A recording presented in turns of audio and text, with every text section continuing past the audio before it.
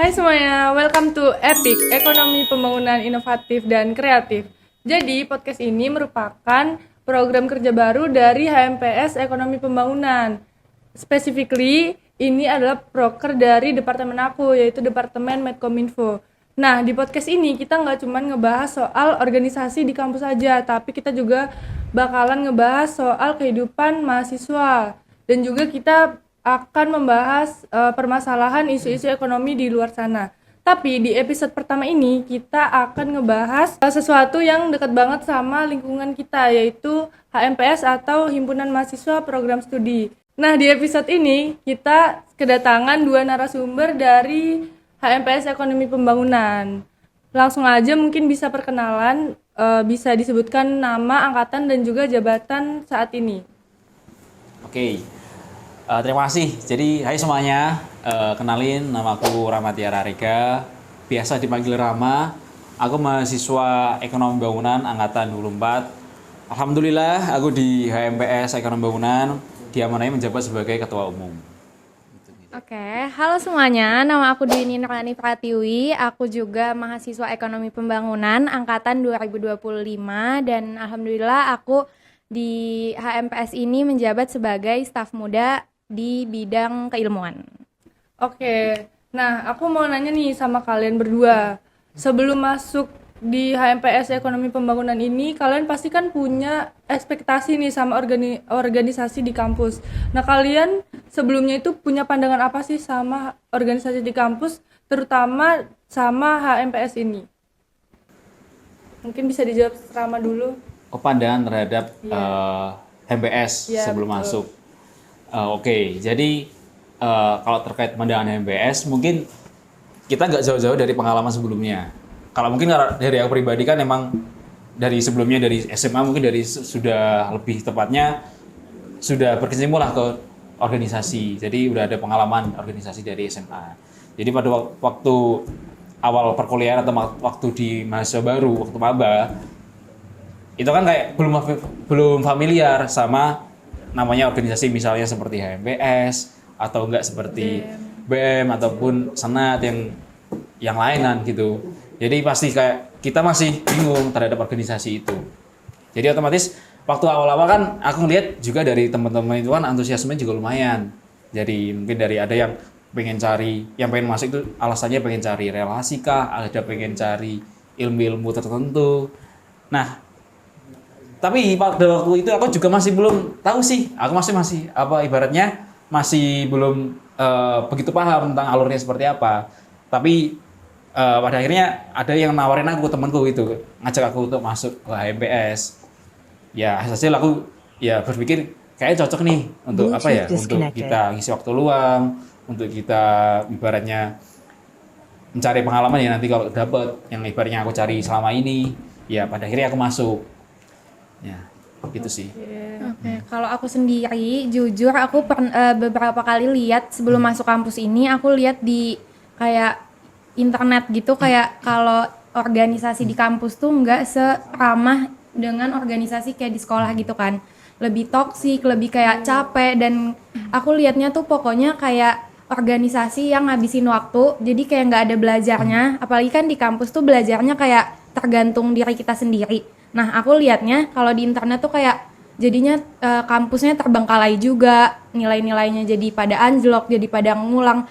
Pokoknya di pikiran aku waktu itu kayak kalau misalkan ikut organisasi di kampus, aku bakal lulus lebih lama dibanding yang nggak himpunan gitu. Tapi Oke, menarik sih. Tapi aku mau nanya nih, mungkin bisa dijawab ini dulu.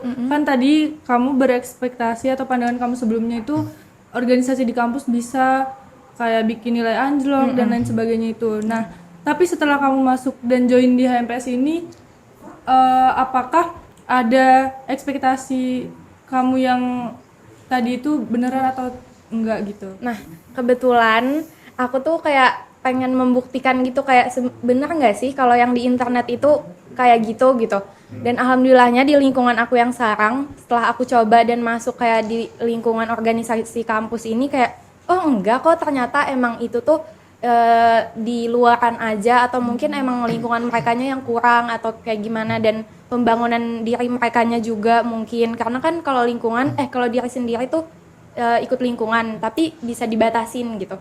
Nah ternyata setelah aku masuk himpunan ini enggak kok gitu, kayak nilai aku masih alhamdulillah aman, terus kayak teman-temannya kakak-kakaknya juga suportif, jadi kayak menurut aku enggak setoksik yang di Bicara di medsos. betul, malah menurut aku malah jadi improve ke diri aku sendiri gitu sih. Oke, mungkin dari Rama gimana? Karena kan Rama sendiri di sini menjabat sebagai ketua umum ya. Apakah ada hal yang menantang mungkin bisa diceritain juga buat teman-teman? Oh, oke. Jadi mungkin kan tadi tuh ini cerita tentang mungkin pengalaman pertamanya ya di MPS ini gimana. Jadi kalau akan orang tanya tentang kira-kira hal yang menantang, sebetulnya kita kilas balik dari yang kita narik ulur dari yang awal kita masuk organisasi. Kira-kira di awal itu kita ibaratnya kan di awal kita masuk pasti kita nggak mungkin dihadapkan dengan hal yang susah kan. Pasti kita ibaratnya belajar dari hal basic. Kita dimulai dikenalkan dengan namanya proker, tentang birokrasi di organisasi seperti apa. Kita dikenalkan dengan ibaratnya ekosistem dari strukturnya seperti apa di organisasi. Nah, di mana di awal itu kita belajar, dari cara mengolah dan juga menjalankan. Nah, kita kan di situ kan juga bekerja secara tim. Jadi otomatis kunci utama untuk keberhasilan dari tim itu adalah komunikasi. Maka dari komunikasi itu adalah kunci sebetulnya.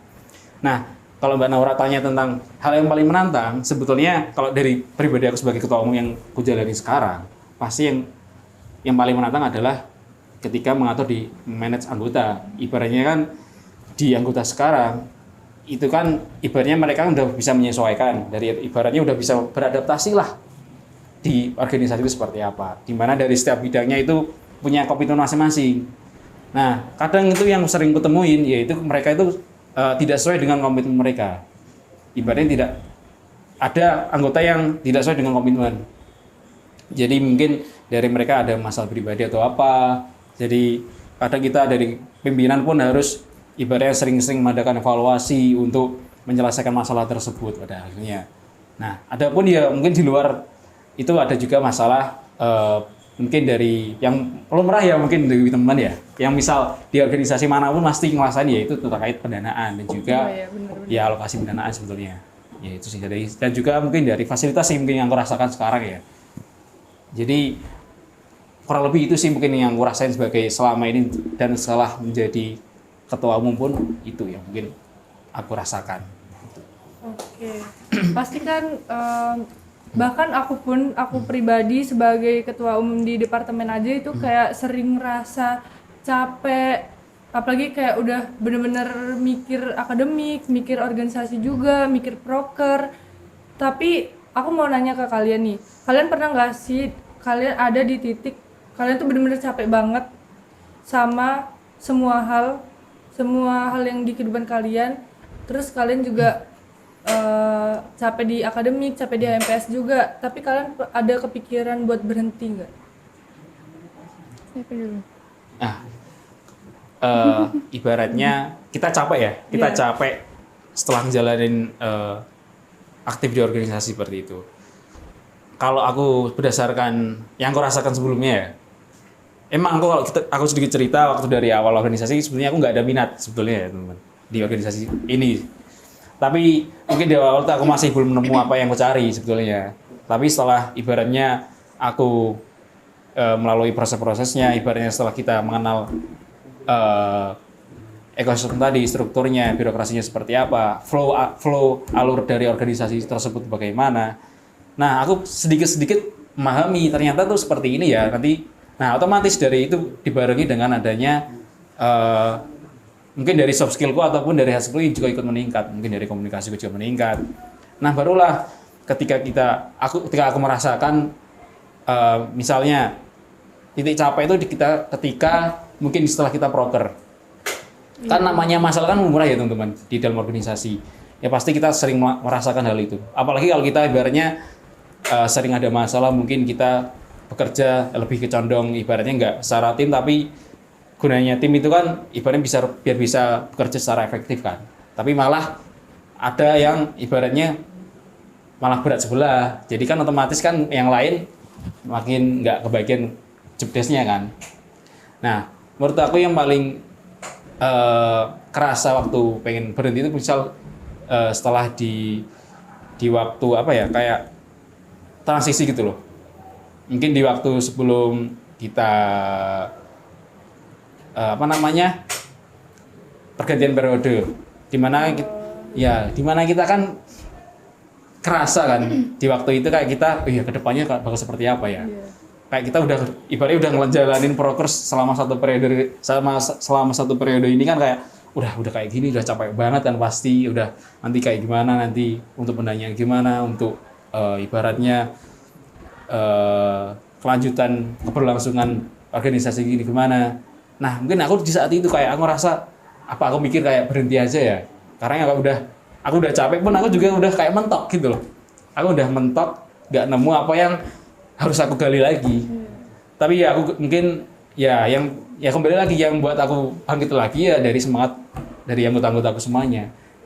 Jadi aku ngerasa kalau misal aku ada di posisi paling capek, misal di organisasi, aku ngelihat lagi aku tanya ke anak-anak gimana kira-kira mereka masih ngelihat mereka masih semangat atau enggak, mereka ada kemauan lagi enggak, mungkin mereka ada misalnya ada proker-proker mereka yang mungkin masih terkendala atau gimana. Jadi aku jadi kayak terkesan balik lah, berpikir ulang lagi kayak oh iya sayang juga kalau misal aku berhenti gitu loh. Jadi otomatis ya aku mau nggak mau, apalagi di posisiku sekarang kan ibaratnya aku mempunyai tanggung jawab yang besar dan juga ibaratnya aku harus membawa arah organisasi ini gimana dan juga alurnya biar juga bisa menyeimbangkan dari fungsi organisasi tersebut di kampus ini. Jadi otomatis ya aku tetap ya berusaha lah untuk memaksimalkan hal itu. Kalau dari Dini gimana? Kalau dari aku sebenarnya nggak bisa dipungkiri ya kalau capek. Maksudnya kayak gak ikut organisasi itu pasti ada aja capeknya, entah itu di kelas, entah itu di luar kelas atau lingkungannya sekalipun pasti ada capeknya. Dan kayak gimana caranya kita nyari capek yang emang kita cari gitu loh, bermanfaat kah atau emang ya udah capek yang mau menyenangkan aja kah gitu. Ya itu sih, jadi maksudnya capeknya tetap ada, tapi untuk saat ini keinginan untuk mundur atau selesai itu alhamdulillah belum ada, karena masih didukung dengan lingkungan yang alhamdulillah menyenangkan sih bagi aku. Jadi kayak capeknya tuh masih kayak oke, capek yang ini masih bermanfaat, iya capek yang ini tuh masih ada alasannya, capek yang ini tuh masih bisa diperjuangkan lagi, masih bisa dengan istirahat aja deh kayaknya dulu gitu, kayak nggak usah sampai keluar gitu, karena menurut aku benefit yang didapat tuh lebih banyak dibanding capek yang aku rasain mungkin buat sehari 2 hari aja gitu. Nah kalau soal capek aku juga sama sih, sering banget ngerasa capek, apalagi capek di organisasi, di akademik. Tapi kalau lagi ngerasa capek aku nggak pernah ada kepikiran buat berhenti. Kalaupun ada pasti aku bakalan cari alasan yang bisa bikin aku stay di organisasi ini gitu. Nah, pastikan teman-teman yang lain juga sering banget yang ngerasa capek di organisasi maupun tuntutan akademik yang nggak ringan. Nah aku pengen nanya nih sama kalian, dari semua, kita kan udah ngejalanin banyak proker di beberapa waktu lalu. Nah, pengalaman berharga apa sih yang kalian dapat, atau ada nggak sih skill yang kalian ngerasa berkembang semenjak kalian ikut di HMPS ini? Oke, skill yang kita rasa bisa berkembang ya untuk ke depan setelah kita melalui beberapa kegiatan. Nah, kalau yang aku rasain ya mungkin sampai di titik yang aku mendapatkan amanah ini, mungkin yang paling aku rasain adalah di komunikasi, terutama di public speaking, dan juga ibaratnya kita belajar tentang tanggung jawab dan juga cara manajerial tentang di sebuah organisasi seperti apa. Karena kan kita kan ketika kita menjalankan sebuah proker atau kegiatan atau acara, pasti kita kan tuh ada struktur kan, ada bidang-bidangnya, ada sisi apa, si acara lah, si PDD atau si perlengkapan. Nah Ibaratnya itu kan seperti gambaran kecil dari struktur. Nah, kita kan biasanya di rolling dari setiap bidangnya kan. Nah, di situ tuh sebetulnya bisa kita mendapatkan tentang beberapa aspek, mungkin dari komunikasi ataupun dari misalnya dari tanggung jawab menjadi CO-nya acara atau gimana. Itu menjadi pengaruh sebetulnya selanjutnya di perkembangan diri loh sebetulnya. Jadi kalau misal kita bicara tentang hal yang kita dapat ibaratnya yang kita rasakan setelah menjalankan ibaratnya aktif di organisasi, pasti yang menurut aku paling signifikan adalah di komunikasi. Karena komunikasi itu adalah kunci sebetulnya di organisasi. Percaya nggak? Ya kan? Jadi kan kalau misalnya kalian ini kan misalnya di satu departemen, ibaratnya departemen itu kalian harus menjalankan sebuah proker. Nah, proker itu kan otomatis kalian butuh komunikasi dengan seluruh anggota di departemen itu kan. Gimana kalian caranya komunikasi itu bisa maksimal, bisa lancar, dan juga bisa efektif. Nah, ketika udah efektif kan nanti kan timbul juga hasilnya. Kalau komunikasinya lancar, otomatis dari proker kalian itu bisa terlaksana dengan hasil yang bagus atau hasil yang baik. Jadi yang menurut aku paling penting itu kita di komunikasi sama di tanggung jawab mungkin kalau yang kita rasakan ya sebagai dari pimpinan dari departemen masing-masing atau enggak dari pimpinan organisasinya, kayak gitu sih. Dari Dwi gimana? Kalau dari aku, jujur ini jawaban terbasic sih menurut aku, kayak dari manajemen waktu. Karena aku kan baru banget masuk, terus aku juga anak angkatan 25 yang masih maba banget, yang kayak banyak kegiatan kampusnya yang kayak tugas-tugas maba. Nah, dari aku ikut himpunan ini, menurut aku kayak mau gak mau aku harus bisa manage waktu aku biar semuanya tuh selesai. Walaupun kayak capek banget, tapi kayak dengan aku belajar manajemen waktu yang baik di himpunan ini, aku ngerasa kayak, oh ternyata waktu aku tuh bisa loh digunakan dengan baik, yang kayak ngerjain ini selesai juga, dan kayak, oh banyak ya ternyata kapasitas aku tuh jadi bertambah, entah itu ikut organisasinya atau hard skill yang tadi dibilangin, kayak hard skill, soft skillnya jujur nambah banget juga sih. Tapi yang paling penting bagi aku, yang paling terpoin dari aku sih itu kayak manajemen waktu aku jadi sangat terstruktur banget tuh. Tapi menurut aku itu nggak basic ya, karena manajemen waktu juga penting apalagi buat kita sebagai mahasiswa. Jadi impactnya buat kita juga bagus lah gitu. Iya, secara nggak langsung sih, misal dari yang tadi kayak soft skill baik hard skill itu meningkat. Jadi ya berarti emang sebetulnya waktu di awal masih belum terasa, tapi mungkin kalau udah memegang jabatan tertentu pasti kerasa sih seperti itu. Jadi kalau teman-teman udah dapat tanggung jawab yang baru, ibaratnya itu udah diamanai misalnya untuk menjalankan menjadi ketua pelaksana sebuah proker, pasti teman-teman akan merasakan hal itu, dimana kalian harus bertanggung jawab untuk melaksanakan kegiatan itu dengan baik dan maksimal. Ya, maka dari itu kan bisa menjadi pembelajaran ataupun proses yang akan teman-teman hadapi ketika aktif di organisasi. Maka bisa teman-teman yang dikatakan Bin tadi benar. Misal kalau yang paling berpengaruh emang kita harus membagi waktu dengan maksimal, dengan perkuliahan gimana, dengan akademik biar tetap seimbang lah ya, biar tetap maksimal lah antara kedua-duanya. Kita dapat manfaat dari organisasi, tapi kita juga dapat hal yang meningkat di akademik. Jadi kayak gitu.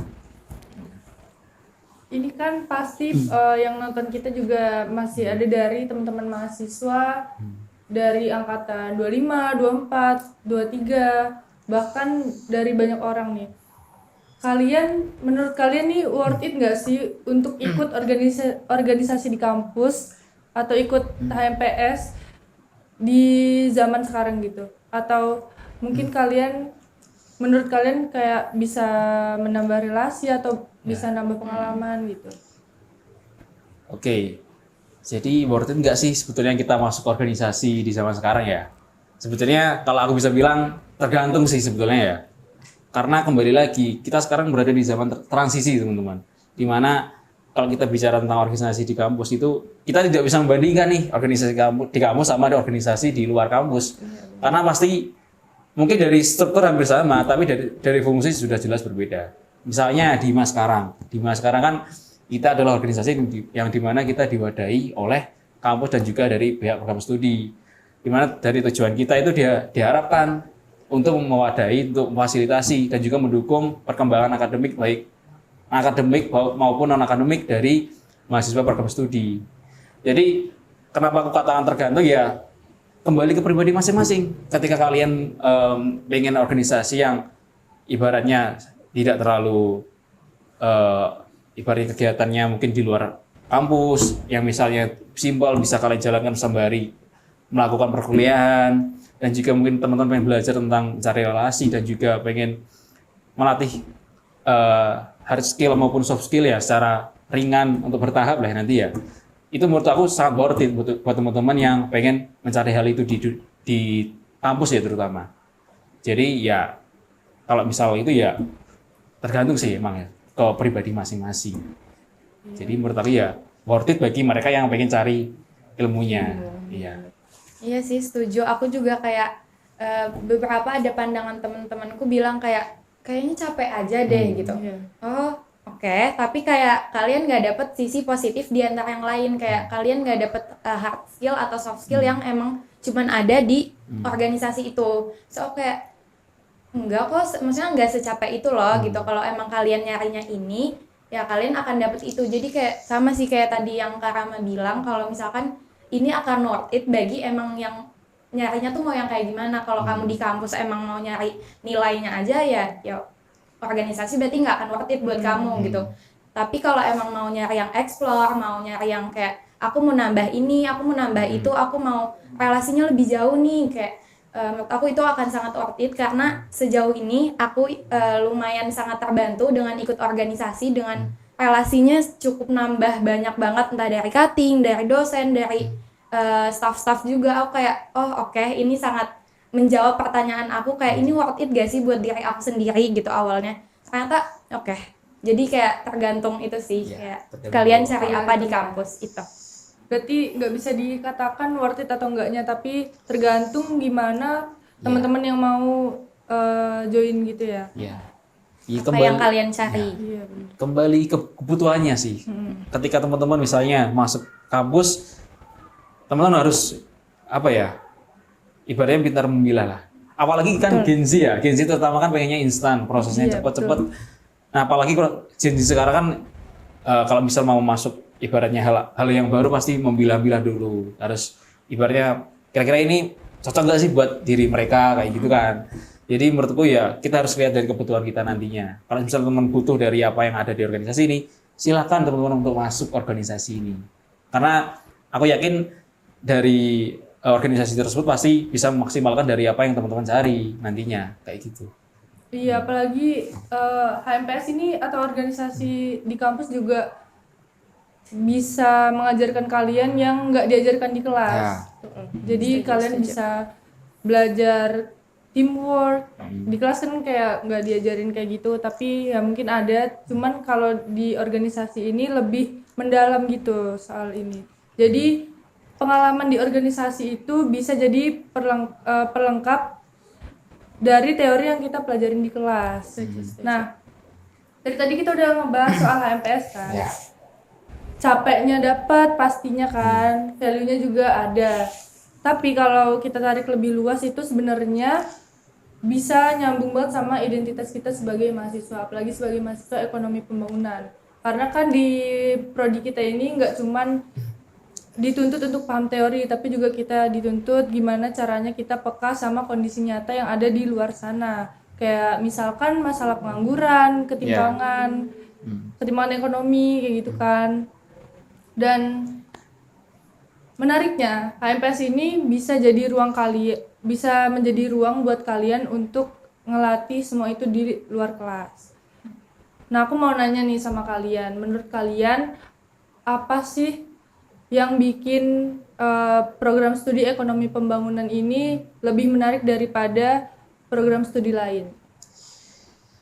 Oke. Gimana organisasi sorry. Gimana ekonomi bangunan ini ibaratnya menarik dibanding yang lain? Ya, kalau kita lihat di kampus kita sekarang, kita sekarang di Universitas Muhammadiyah Malang ya, di mana yang jurusan ekonomi sendiri kan hanya ada di FEB terutama ya. Jadi sebetulnya aku lihat ekonomi bangunan sebetulnya menarik, sangat menarik. Benar. Kita masih bisa kulik lebih dalam lagi dan lebih struktur lagi. Dimana kan namanya ekonomi kan terus meningkat, trennya kan terus bertambah. Dimana kita bisa belajar dari banyak aspek. Dimana kan segala aspek pasti ada hubungannya dengan ekonomi pastinya. Karena menurutku bila teman-teman pun masih bingung misal ekonomi bangunan itu siapa sih? Sebetulnya sini kan kita kan sering ya lihat ada anak-anak yang mungkin salah persepsi tentang Iya, dikira ekonomi kita bangunan. kayak teknik, Nah, betul, iya, betul. ada yang bilang kemarin, aku pengen jadi kontraktor. Aduh, kok kontraktor? Seharusnya kan teknik sipil ya mungkin mereka bisa masuk itu ya. Jadi menurutku mungkin teman-teman bisa apa ya? Searching lah kira-kira mungkin dari ekonomi itu seperti apa. Karena aku yakin teman-teman, ekonomi itu nggak akan ada habisnya, aku yakin. Karena dari seluruh apapun, dari berbagai bidang apapun, pasti akan ada hubungannya dengan dunia ekonomi. Entah dari nanti kita ada, untuk di penjurusan mungkin ada nanti pengatur kebijakan, teman-teman juga bisa berwirausaha setelah dari sini. Sangat banyak sekali dari bidang yang bisa kita gali di sini. Tentunya dari ketika kita sudah belajar dari itu pasti akan ada impact-impact yang kita rasakan. Kita mungkin itu sama melek ekonomi di negara kita Indonesia, kita melek tentang krisis sekarang terutama ya di dunia gimana. Kita juga melek investasi. Ya investasi mungkin bagi teman-teman yang sering investasi ya. Jadi bisa gabung di ekonomi pembangunan. ya, soalnya kalau kita bicara hampir sama teman-teman, ilmu ekonomi sama ekonomi bangunan itu sama, emang sama. Cuman beda penyebutannya aja. Ya, belajar penyebutan, di mana ilmu yang diajarkan itu emang sama, di mana ya yang sama tadi kayak kita belajar investasi dan juga belajar tentang struktur-struktur pasar dan juga ibaratnya tentang kondisi di pemerintahan seperti apa itu kita akan pelajari teman-teman. Bahkan kita juga ngebahas soal ekspor impor juga kan Iya. di sini. Jadi prodi ekonomi pembangunan ini kayak luas banget gitu yang dipelajari. Ya, sangat luas sekali. Pasti kita juga apa ya intinya ilmu yang kita dapatkan pasti bisa terrealisasikan nantinya. Ya itu harapannya sebetulnya. Jadi mungkin menurutku sangat worth it sekali sih bagi teman-teman yang pengen masuk terutama ya pengen yang minat banget di bidang ekonomi ya. Iya. Silakan untuk masuk sih menurutku. Kalau dari aku sendiri kayak awalnya tuh ya udah ilmu ekonomi biasa yang kayak makro mikro Ya. aja karena kan aku juga dulu IPS kan. Jadi kayak oh ya udah sebatas itu ya ternyata kayak hitungan ya paling akuntansi udah selesai gitu. Tapi ternyata setelah masuk dan dapat apa ya insight dari dosen-dosen kayak aku sampai kayak wow ternyata sedetail itu ya ternyata ekonomi pembangunan sampai kayak warung di kanan di kiri itu ternyata itu sengaruh itu juga buat Ya. ekonomi daerahnya ataupun negara juga. Oke wow ternyata posisi pun kayak sangat mempengaruhi entah jalan tuh juga ini kenapa jalannya kecil jalannya besar ternyata kayak kok itu malah masuk ekonomi ternyata ada loh hubungannya gitu dengan ekonomi gitu kayak oh ternyata jadi ekonomi pembangunan tuh nggak sependek cuman kayak ya udah jual beli ya udah cuman di pasar aja enggak loh ternyata sekecil-kecil lingkup kita ini di sekitaran kita rumah perumahan kampung-kampung itu jadi kayak itu sangat mempengaruhi dan kita bisa belajar dari sana gitu loh jadi kayak itu ngaruh ke semuanya menurut aku gitu sih. Nah dari sini kelihatan ya kalau ekonomi pembangunan itu nggak cuman belajar teori, angka, hitung-hitungan, tapi juga kita belajar realitas sosial dan juga kita juga belajar kebijakan-kebijakan ekonomi di luar sana. Ditambah lagi kalau kita ikut atau kita gabung di organisasi itu bisa menjadi kombinasi yang tepat ya untuk pengembangan diri juga. Nah, dari obrolan kita hari ini kita bisa lihat jelas kalau HMPS atau organisasi di kampus itu bukan cuman soal capek dan juga formalitas, tapi juga kita bisa menjadikan organisasi ini sebagai ruang untuk kita belajar dan untuk pengembangan diri. Nah, mungkin itu aja ya dari kita. Terima kasih buat teman-teman yang sudah nonton dan juga sudah ikuti percakapan kita pada hari ini sampai habis. Dan buat teman-teman yang sudah dengerin, semoga obrolan kita hari ini bisa menambahkan insight kalian, bisa menjadi perspektif baru buat kalian baik tentang organisasi maupun tentang ekonomi itu sendiri. Mungkin itu saja dari kita. Sampai jumpa di episode selanjutnya. Ya, terima kasih. Terima kasih.